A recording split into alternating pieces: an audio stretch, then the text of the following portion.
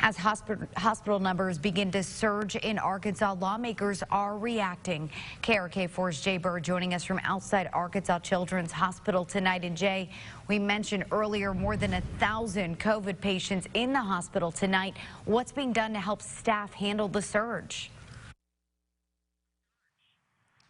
Well, lawmakers are looking to allocate over $50 million to help fight the cause when it does come to those staffing issues and possibly any physical, space within hospitals across the state of Arkansas. In fact, this afternoon, the steering committee for the American Rescue Plan funds met, and in that meeting, Dr.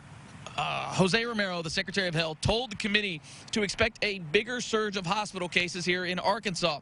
He did say the virus's infections are much milder, but there's just a higher volume of people experiencing those complications. He also projected ICU numbers will exceed what we saw in the Delta peak. Jody Entritt with the Arkansas Hospital Association says, although these numbers not quite what we've seen in the past, they are not looking good, and the state is doing its best to be both reactive and proactive at the same time.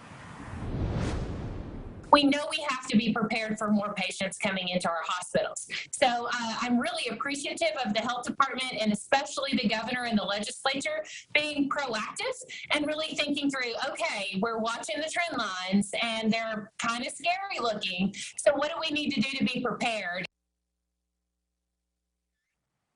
This $50 million recommendation will go towards staffing roughly 257 beds and 8 specific ICU COVID beds in Northeast Arkansas. The recommendation did pass out of the steering committee this afternoon. It will now be just needing the approval of the Arkansas Legislative Council peer subcommittee chairs to approve, since it does have emergency authorization.